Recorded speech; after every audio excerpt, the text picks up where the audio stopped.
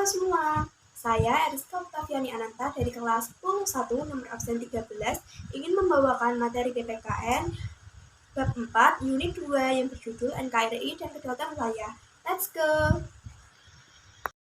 A few moments later. Wilayah Indonesia ini jadi rebutan negara lain. Hubungan antara China dengan Indonesia kembali memanas terkait sengketa di perairan Kepulauan Natuna. Terbaru ini soal nekatnya kapal-kapal nelayan negara Cina yang masih beroperasi di Laut Natuna. Bahkan hal tersebut didukung oleh pemerintah negara Cina. Saling klaim batas negara bukan hanya terjadi antara Indonesia dengan Cina loh. Ternyata beberapa negara yang berbatasan langsung dengan Indonesia kerap kali bersinggungan soal batas negara. Berikut ulasannya. Soal Pulau Sipadan dan Likitan. Sengketa Sipadan dan Likitan adalah persengketaan antara Indonesia dengan Malaysia atas kepemilikan terhadap kedua pulau yang berada di Selat Makassar, yaitu Pulau Sipadan. Persengketaan antara Indonesia dengan Malaysia mencuat pada tahun 1967 ketika dalam pertemuan teknis hukum laut antar kedua negara, masing-masing negara tersebut ternyata memasukkan Pulau Sipadan dan Pulau Likitan ke dalam batas-batas wilayahnya. Kemudian, pada tahun 1998, masalah sengketa Sipadan dan Likitan dibawa ke Mahkamah Internasional.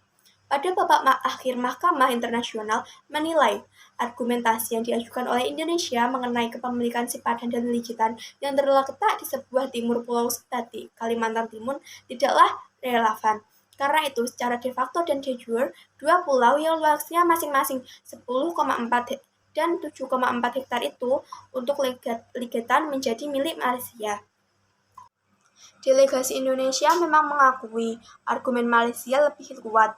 Mahkamah Internasional juga memandang situasi Pulau Sipadan dan Likitan lebih stabil di bawah pengaturan pemerintahan Malaysia. Yang kedua adalah Blok Ambalat.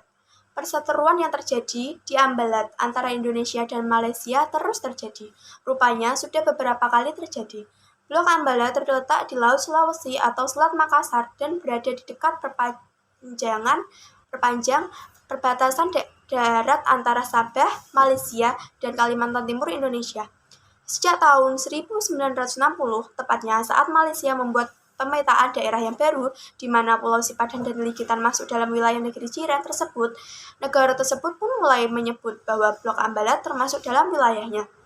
Bahkan pada 2007 silam, sejumlah kapal perang dan pesawat Malaysia melanggar wilayah perairan dan udara Indonesia di Blok Ambalat. Seperti 24 Februari 2007, kapal perang Malaysia KD Budiman dengan kecepatan 10 knot memasuki wilayah Republik Indonesia sejauh 1 mil laut. Masih di tanggal 24 Februari 2007.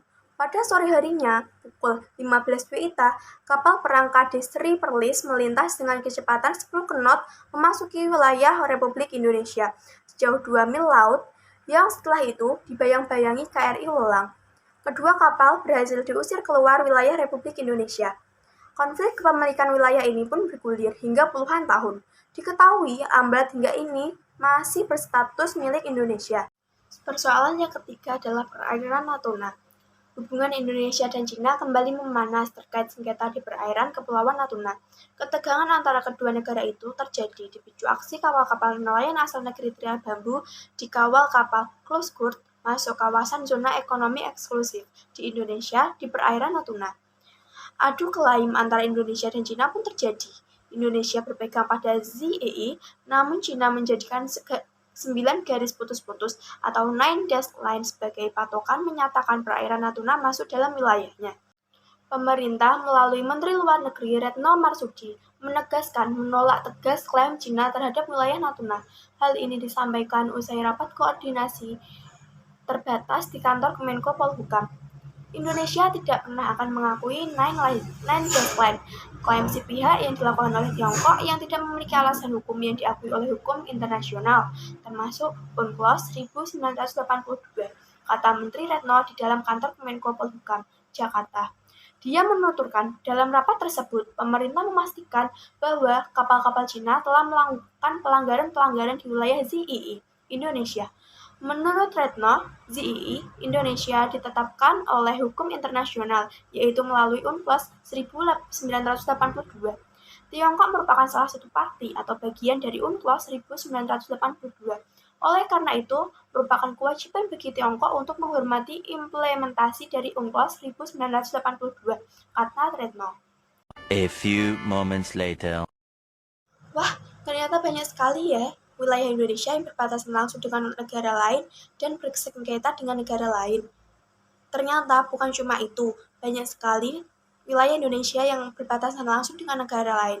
Contohnya adalah kawasan perbatasan laut dengan Thailand, India, dan Malaysia di Aceh, Sumatera Utara.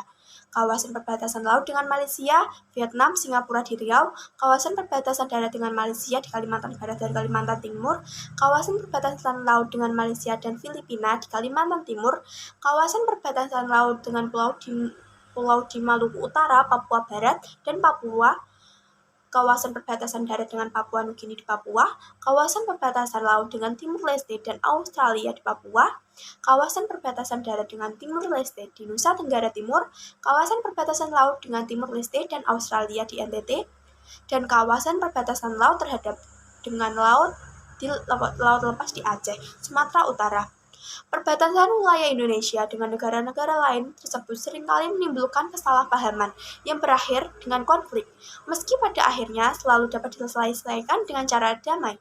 Karena itu, batas wilayah negara telah diatur berdasarkan Regulasi Undang-Undang Dasar tahun 1945 dan Peraturan Menteri Dalam Negeri Nomor 76 Tahun 2012 tentang Pedoman Penegasan Batas Daerah. A few moments later. Apa sih pentingnya batas wilayah dan kenapa ya batas wilayah perlu diundangkan? Wilayah perbatasan ternyata memiliki arti yang sangat vital dan strategis, baik itu dilihat dari sudut pandang perbatasan kabupaten atau kota dalam suatu provinsi atau perbatasan kabupaten atau kota antar provinsi. Mengacu pada pasal 2 ayat 1 Permendagri nomor 76 tahun 2012, hal ini karena menyangkut pertahanan dan keamanan suatu negara, sosial, ekonomi, dan budaya. Sehingga untuk menciptakan tertib administrasi pemerintahan perlu memberikan kejelasan dan kepastian hukum terhadap batas wilayah suatu daerah. Indonesia seringkali mengalami sengketa batas wilayah dengan negara-negara lain. Data tahun 2009 dari Institute for Defense Security and Peace Studies atau IDSPS menyebutkan jika Indonesia masih memiliki sejumlah sengketa batas wilayah perbatasan yang belum diselesaikan. Misalnya Indonesia mempunyai batas barat dengan 3 negara, yaitu Papua Nugini, Timor Leste, dan Malaysia. Namun di antara ketiga negaranya itu, yang memiliki titik rawan yang sering terjadi sengketa adalah dengan Malaysia. Terjadinya sengketa wilayah antara Indonesia dengan Malaysia biasanya karena ada perbedaan persepi terkait beberapa perjanjian, antara lain perjanjian tahun 1891 dan 1915 di sektor timur, serta Traktat tahun 1928 di sektor barat. A few moments later. Wah, ternyata banyak sekali ya konflik yang terjadi antara Indonesia dan negara-negara yang berbatasan langsung dengan Indonesia. Kita sebagai warga masyarakat yang baik harus mendukung pemerintah dalam mempertahankan wilayah Indonesia. Jangan sampai wilayah Indonesia diklaim oleh negara lain. Sekian yang dapat saya sampaikan. Terima kasih. Sampai jumpa.